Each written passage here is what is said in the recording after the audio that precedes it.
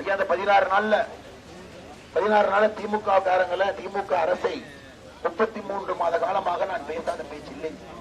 அதனால இந்த 16 நாள் நான் பேசினவங்க மாற போறது கிடையாதுங்க. அதனால்தான் திராவிட முன்னேற்ற கழகம் என்கின்ற வார்த்தையை நான் பயன்படுத்தின காரணம், இந்த ஒரே வண்டி தாங்க ஐயா டெல்லி போற வண்டி. இது ஒரே ஒரு டிரைவர் அண்ணாமலை மட்டும்தான் இருக்காங்க. மித்தவங்க எல்லாம் ஒரு வண்டி பாத்தீங்கன்னா திருப்பூருக்கு போற நீங்க திருப்பிட்டு இருக்கிறாங்க, இன்னொரு வண்டி கரூருக்கு போற திருப்பிட்டு இருக்கிறாங்க. ஆனா இந்த தேர்தல் 2024 தேசிய தேர்தல், பிரதமராக யார் வருகின்றார்கள் என்பதற்கான தேர்தல். 2026 திருப்பூர் போறது, சென்னை போறது அப்ப முடிவு பண்ணிக்கலாங்க ஐயா. ஆனா ஒரே ஒரு வண்டி மட்டும்தான் டெல்லி செல்வதற்கு கொண்டிருக்கிறது. நீங்கள் டிரைவராக அமர்த்தி இருக்கின்றீர்கள். அதனால் மற்ற கட்சிகளை பற்றி நான் பேசவே விரும்பலைங்க. காரணம், அதற்கான தேர்தல் 10 ஆண்டு காலம் கடுமையாக உழைத்திருக்கின்றோம், வேலை பார்த்திருக்கின்றோம். அதற்காக மோடி அவர்கள் மறுபடியும் வர வேண்டும் என்று நினைக்கின்றோம், மக்களிடம் வேண்டுகோள் வைக்கின்றோம். மோடி அவர்கள் வந்தால் நிச்சயமாக வளர்ந்த இந்தியாவை நம்முடைய சமகாலத்திலே நாம் பார்க்க போகின்றோம். நம் கண்முன்னால் அது நடக்கத்தான் போகிறது.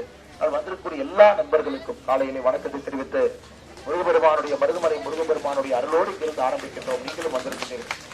நம்முடைய கூட்டணி கட்சி தலைவர்கள் எல்லாம் இங்க இருக்கிறாங்க. அம்மா மக்கள் முன்னேற்ற கழகத்தினுடைய மாவட்ட செயலாளர் அண்ணன் அப்பாதுரை அவர்கள் மோடி நின்று கொண்டிருக்கின்றார்கள். தமிழ் மாநில காங்கிரசினுடைய அன்பு சகோதரர்கள் நின்று கொண்டிருக்கின்றார்கள்.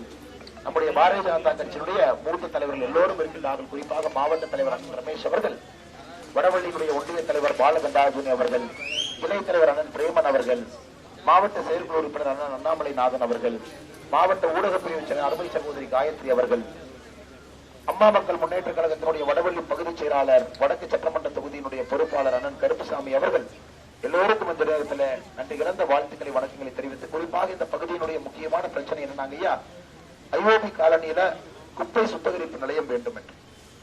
இது உங்களுக்கு தெரியும், ரொம்ப வருத்தமான செய்தி.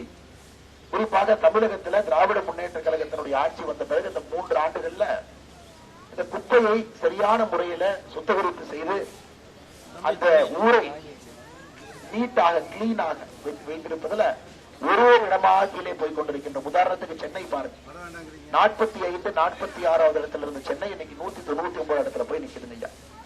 திடக்கழிவு மேலாண்மை என்பதை நம்முடைய ஆட்சியாளர்கள் மறந்து விட்டார். அதை பற்றி அவங்களுக்கு அக்கறை இல்லை. அதனால்தான் நகரங்கள் எல்லாம் இன்று குப்பை மேடுகளாக மாறிக்கொண்டிருக்கிறது. அதனால் நகரத்தினுடைய உள்கட்டமைப்பு, குறிப்பாக இந்த குப்பை மேலாண்மை, குப்பை சுத்திகரிப்பு நிலையத்திற்கெல்லாம் முக்கியத்துவம் கொடுத்து நிச்சயமாக இந்த பகுதியினுடைய ஐஓபி காலனியில் இருக்கக்கூடிய பிரச்சனைக்கும் கூட நாங்கள் தீர்வு கொடுக்கின்றோம் என்கின்ற ஒரு உத்தரவாதத்தை உங்களுக்கு அளித்துவிட்டு, உங்களுடைய அருளும் ஆசையும் முருகபெருமானுடைய அன்பையும் பற்றி இங்கிருந்து கிளம்புகின்றோம். ஒரு பகுதியாக செல்ல வேண்டும். எல்லா வீட்டிலும் நீங்க தான் போய் கேட்கணும், மக்களை பார்க்கணும், தாமரைக்கு வாக்களிக்க சொல்ல வேண்டும். அடுத்த 16 நாட்கள் முழுமையாக நீங்கள் உங்களை அர்ப்பணித்துக் கொள்ள வேண்டும் என்கின்ற அன்பான வேண்டுகோளை வைக்கின்றேன். நன்றி, வணக்கம். பாரத அன்னையின் புகழ் ஓங்குக.